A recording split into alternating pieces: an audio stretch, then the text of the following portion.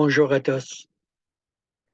Aujourd'hui, nous continuons notre enregistrement ou notre étude de l'Égypte à la terre promise. Ceci est la vidéo numéro 13.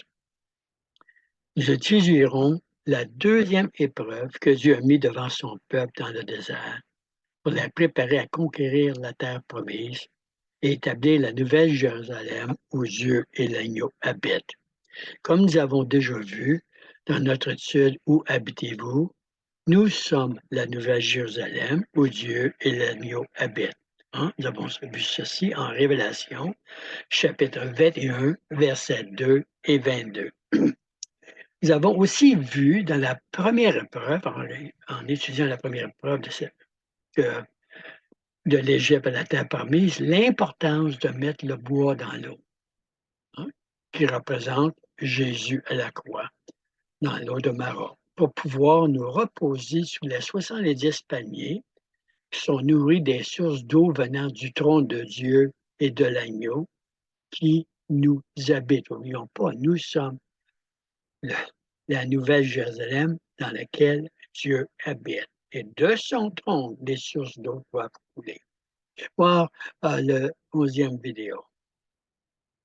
Nous allons maintenant voir la deuxième épreuve que Dieu a mis devant nous. Nous, son peuple, pour nous préparer à conquérir la terre promise. Cette deuxième épreuve se trouve au 16e chapitre de l'Exode, du verset 1 à 36. Mon intention aujourd'hui n'est pas de faire des commentaires sur chacun de ces versets. On n'en finirait plus. Il y a tellement de choses que je pourrais dire, mais plutôt partager avec vous la signification de ces versets pour nous aujourd'hui. Donc, je vous encourage à lire euh, les 36 versets euh, du chapitre 16 avant de continuer, si vous le désirez. Ensuite, écoutez la vidéo ou à du moins avoir la Bible devant vous.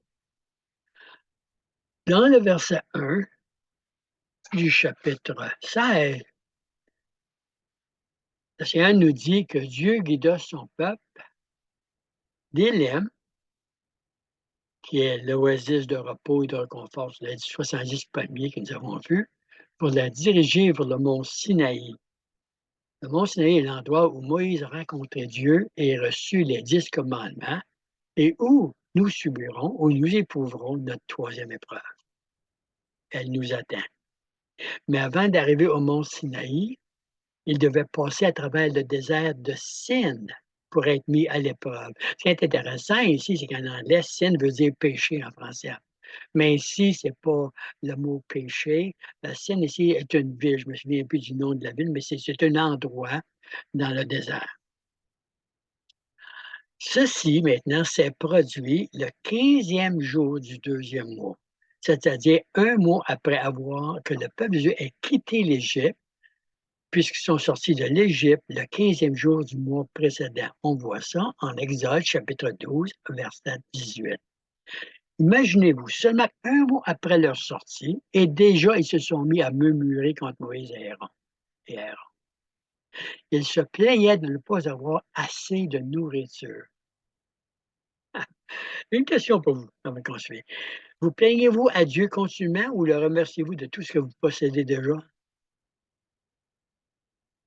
Oh, je vois tellement de chrétiens continuellement jamais être satisfaits de ce que Dieu leur a donné.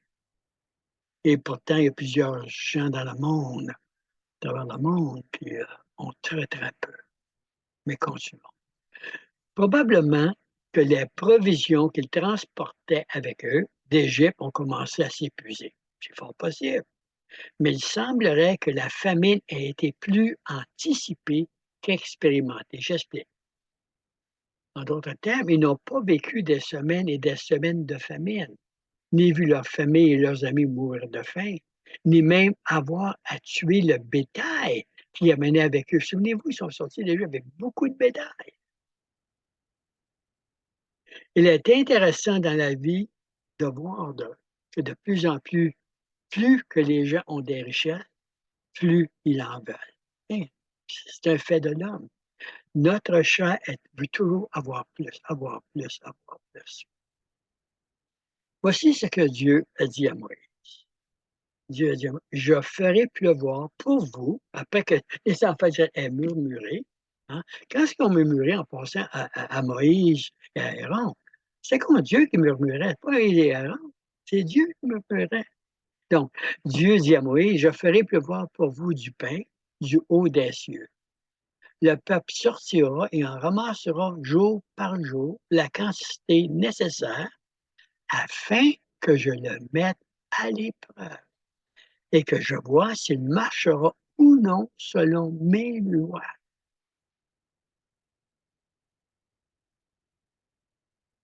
Le sixième jour, on va voir ça un peu plus tard, le sixième jour, lorsqu'ils prépareront ce qu'ils auront apporté, il s'en trouvera le double de ce qu'ils ramasseront jour par jour. Il s'en trouvera le double parce qu'ils devaient respecter le sabbat. Okay? Le septième jour, le sabbat, le jour du repos.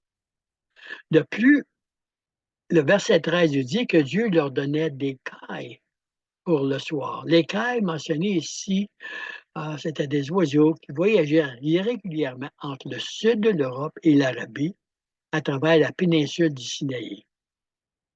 Ce sont de petits oiseaux qui volent très bas et généralement se perchent sur le sol ou dans les buissons à la tombée de la nuit. Et il est dit qu'une fois qu'ils sont épuisés, ils souvent sont incapables de redécoller.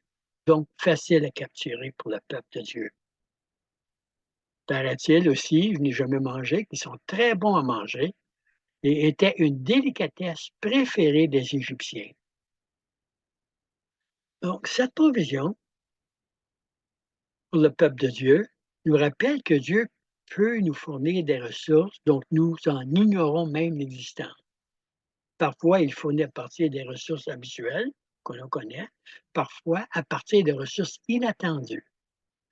Dieu pourvoit toujours pour ses enfants. Oui, oui, même lorsque l'on murmure. Ici, j'aurais des histoires à vous raconter, mais ce n'est pas le but aujourd'hui, où le Seigneur a pourvu à moi et pour moi et Barbara de façon miraculeuse. Je continue. Les Israélites ont appelé ce pain qui venait du ciel le man. On voit ça au verset 31 du chapitre 16, qui était assez souvent appelé le pain du ciel. On voit ça en Néhémie 9,15, Psaume 78,4, Psaume 105,40, et parfois appelé nourriture des anges. En Psaume 78,25, par exemple, dans la traduction anglaise, pas dans la traduction française, je ne comprends pas pourquoi, mais toutes les traductions anglaises vont dire la nourriture des anges. Ange, évidemment, veut dire un messager de Dieu. Question pour vous. Qui ou quoi représente le pain du ciel pour vous? Évidemment, la plupart de vous en connaissez la réponse.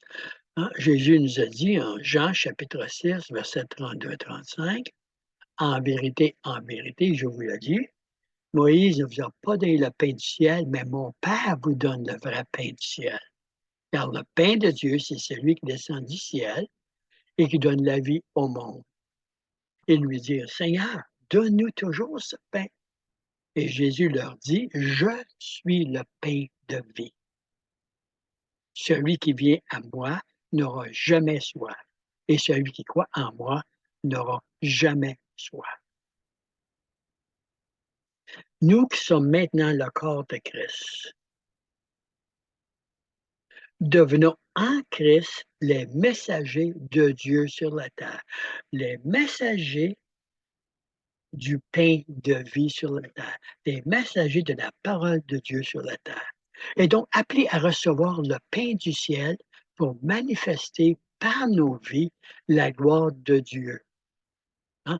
1 Pierre 2,9, Pierre nous dit ceci, vous, au contraire, vous êtes une race élue, un sacerdoce royal, une nation sainte, un peuple acquis afin que vous annonciez, proclamez partager les vertus, je rajoute ici, les vertus ou les louanges de la personnalité, le caractère de celui qui nous a appelés des ténèbres à son admirable lumière.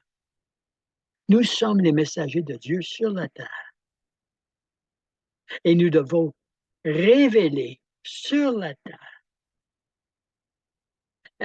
le pain de Dieu qui est Christ, le messager de Dieu qui est Christ, la volonté de Dieu qui est Christ. Pour la plus grande gloire de Dieu. Souvenez-vous, Paul nous dit en Romains 3, 23, car tous ont péché. Puis le mot péché veut dire manquer la marque.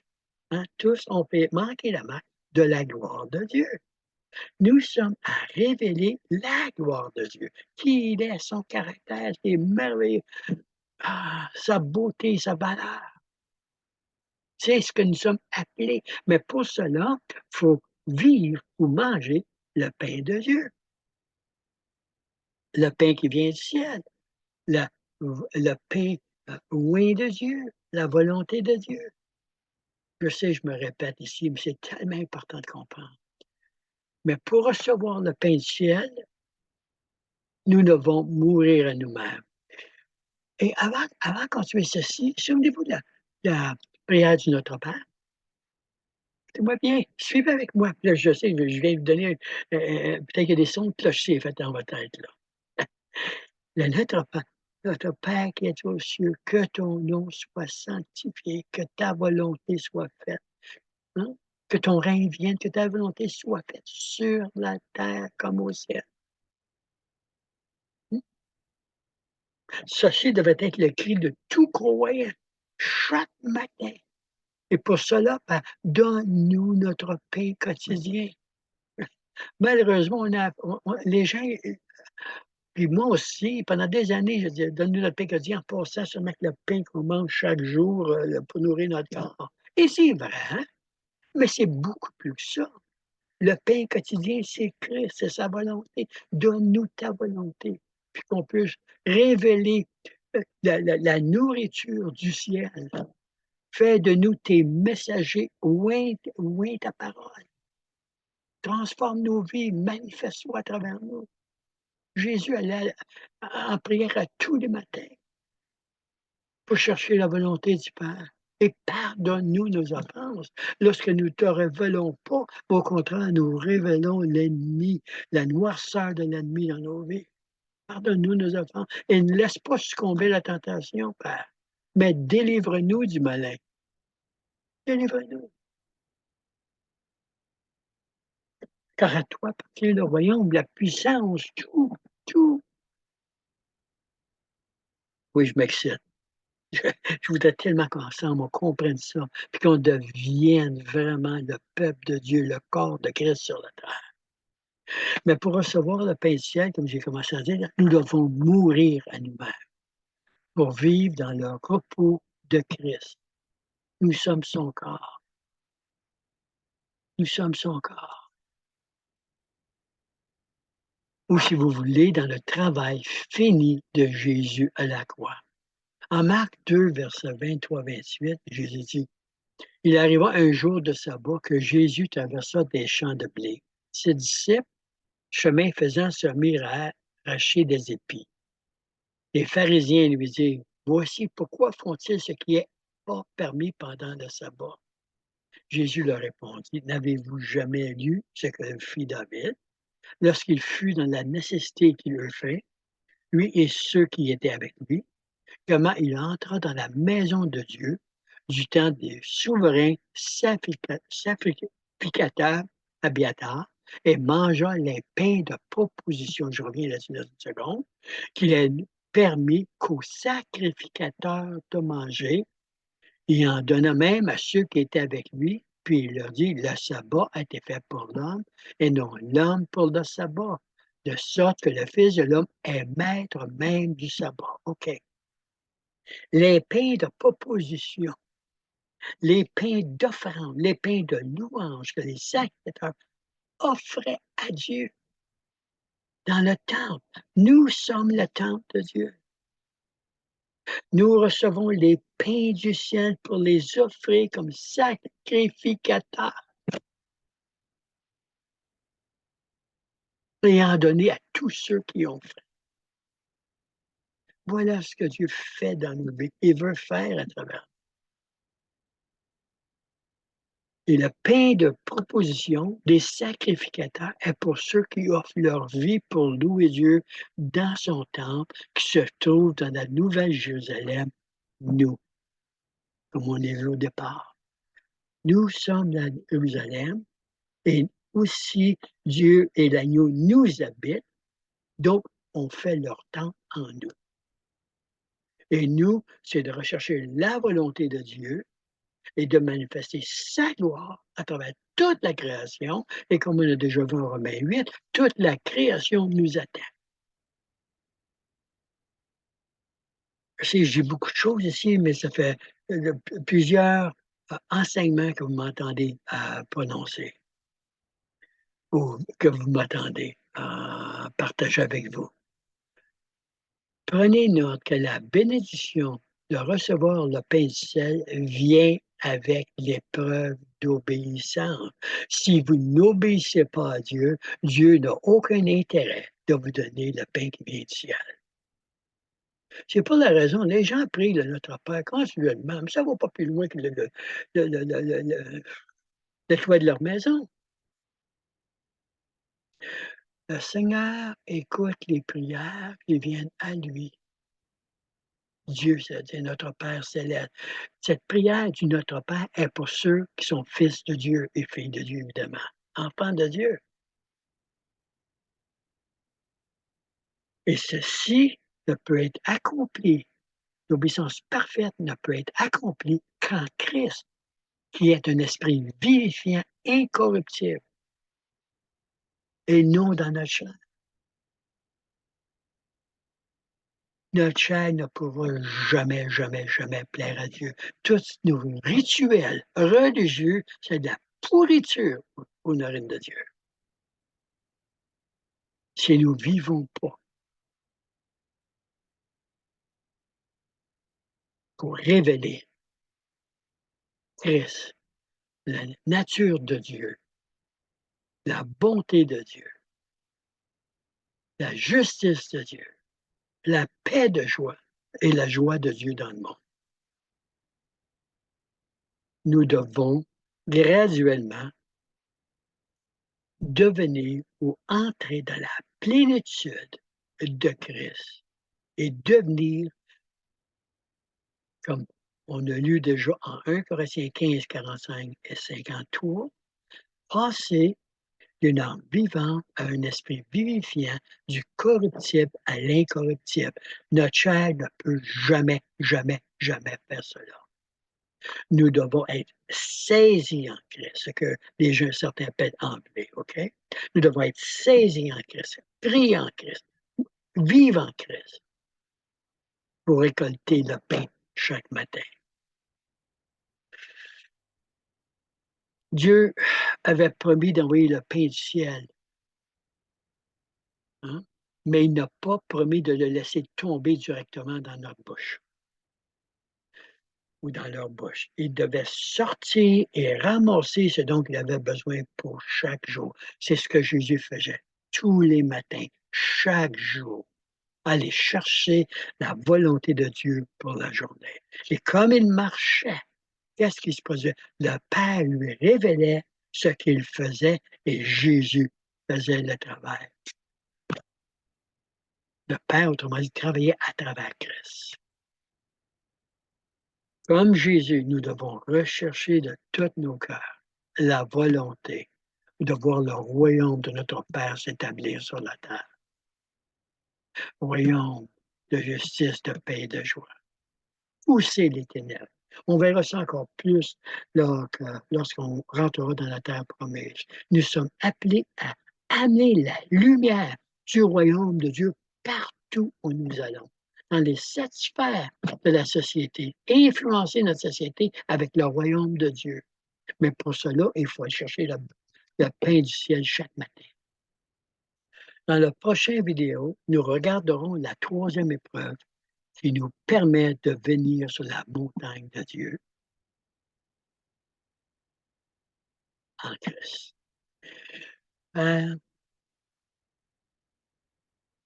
Beaucoup de choses que j'ai dit aujourd'hui et encore une fois, ah, il est très difficile de rester très, très calme, ah, lorsque la splendeur de ta parole frappe nos cœurs. Heu, que la lumière se fasse en nous. La lumière de ce que tu nous as appelés à être en toi, à révéler ta gloire partout dans la création, toute la création, pour que ton nom soit sanctifié, glorifié, puis que ton règne vienne. Père, je sais que tu nous as créés pour qu'on soit un avec toi, pour te manifester en nous et à travers nous pour toute l'éternité. Oh Seigneur, que cette révélation frappe nos cœurs, qu'elle ouvre les oreilles de nos cœurs et que nous vivions que pour une chose, révéler ta gloire, amener ta gloire partout où nous allons. Donne-nous même aujourd'hui, Seigneur, le pain de ta volonté. Nous voulons vivre par le pain qui vient du ciel. Nous voulons vraiment être tes messagers dans ce monde et glorifier ton nom.